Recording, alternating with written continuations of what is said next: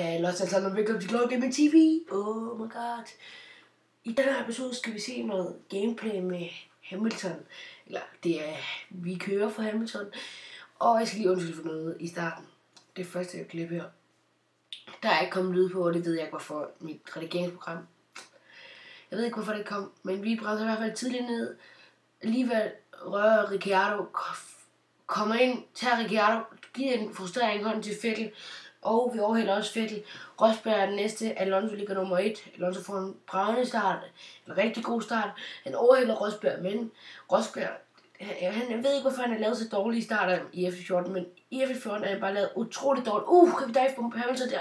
Nej, det gør vi ikke. Vi holder tilbage. Og så tager vi ham alligevel i chikanen. Det var ret dum overhældning, men vi kommer videre til lap 2.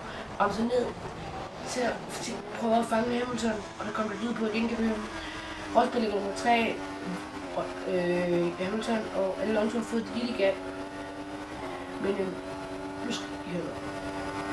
Der er noget, der undrer mig, fordi Alonso, hvorfor skal han være så god? Hvorfor skal han være så god? Også F14 har været lavet med, nej F13 tror jeg, der var han lavet mega god. Og han, i virkeligheden er han, synes jeg i hvert fald ikke, han er særlig god. Vi har men ingen men jeg synes bare ikke. Nu prøver jeg til Magnus fra plads.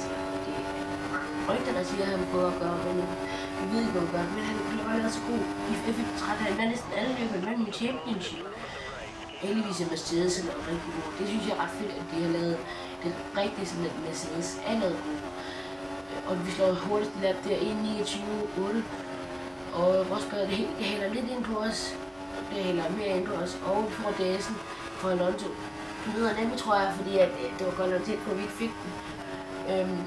Men ja, det er underligt for fejl, når du skal være så god. Men lad os komme til det. Okay. Vi slår hurtigt til sektor 2 tid. Vi er 1,1 sekund efter Hamilton.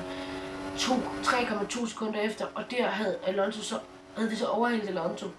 Og vi havde overhældt ham ved diveformer på langsiden. Og han overhælder os så igen. Der, som vi kunne se. Men vi diveformer ham igen. Og kommer lige ud af overstyringen. Alonso, han overhælder. Alonso går forbi. Rigtig god overhældning fra, vi er nødt til at holde tilbage, ellers så var der crash der, og det gider vi ikke have. Vi går på et, selvom vi kan fange ham på DS langsiden. Vi burde kunne lave en dum corner godt der. Vi får ikke noget for det heldigvis. Men vi ser, vi kan fange ham. Vi fanger ham til sidst. Begynder vi først at fange ham. Og kommer til se. Laver det overstyring der, så mister vi tid til Hamilton, vi mister tid til Hamilton. Laver han igen en overstyring, vi mister endnu mere tid. Undskyld, Alonso. Sorry. Men vi går op på det, selvom vi kan få en skridt på mere, om han kører på IBS eller hvad for minutter. Vi får i hvert fald DS'en igen. Det er 300. Men de ligner Rosberg kører rigtig hurtigt. Det er i hvert fald på vej til at komme op. Han er i hvert fald trukket fra Ricciardo og Vettel. Og derfor vi DS'en. Vi skal i pitstop den her runde. For DS'en.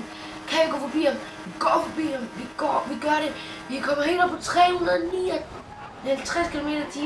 Laver de klokker på venstre fordæk. 359 km/t. Det er ekstremt hurtigt. Det er helt vildt hurtigt der. Men vi kommer i hvert fald forbi ham, så vi får slået. Okay, hurtigt gap. På et sving har vi slået sådan en stor gap. Det synes jeg er godt gået. Vi slår i hvert fald hurtigt til sektor. Nå, vi sætter hurtigt til sektor 1 tid. Med 2, 3, 8, næsten 3 sekunder. Næsten 3 sekunder, er den bedre end tid. Det lyder bare fedt. Hamilton, han kører godt. Han kører legendarisk kitten på. Han får det pace fra ham. Men han kører i hvert fald som en stjerne. Okay. Det var lige klip til mig. Vi skal pitstop den her rundt. Der er noget undrer mig. Hvorfor skal Mercedes pitstop til længere tid end de andre? Det synes jeg, de gør. De tager 3-8. 3-8 Fennec. Det er det bedste team ever. Altså, ikke bare fordi jeg finder med Mercedes, men det er det bare. Det er det bedste team.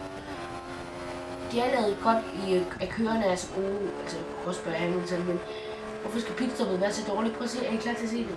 Nu. 3-8, hvorfor skal det være 3-8? Alonso var jo lige han var inde, hvorfor skal du gætte 3-8? Er det altid? Williams laver bedre, Williams laver bedre pitstop end det. Sauber laver bedre pitstop end det. Hvorfor skal Mercedes lave så dårligt? Jeg ved ikke, i virkeligheden jeg virkelig noget heller til skole, men vi får i hvert fald, vi kommer tilbage i P1 på Sigrids Rosberg. Det var der også i år 2013, at jeg var strøg på, fordi de ikke får lavet den fejl, men det er jo ikke det er vores problem, men det er også det spiller der helt. Alonso overhænger i hvert fald Rosberg. Ja, det har nylig været. Rosberg kommer tilbage efter en tabt placering. Men det tror det næste der. Vi kører i hvert fald, og vi ser, at vi kan bremse rigtig ned til det sving. Der kom Racing Line på, men jeg plejer at købe Racing Line, men det er Monza. Jeg vil gerne have Racing Line på også.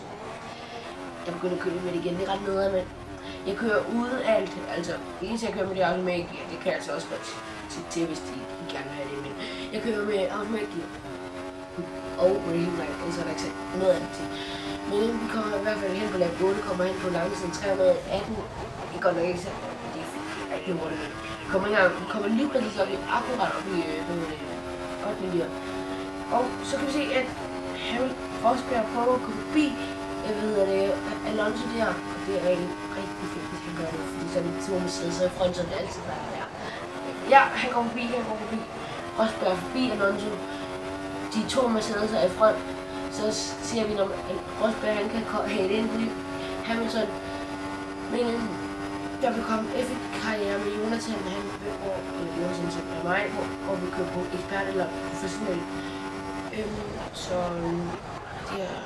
det logger på højre forlæg, det glæder jeg til, og der vil komme online random race, hvor vi bare tager os kender random race. Men jeg vil lære nyde, det sidste af den her lap, fordi at vi vinder. Vi ser det ud som en klar til sig.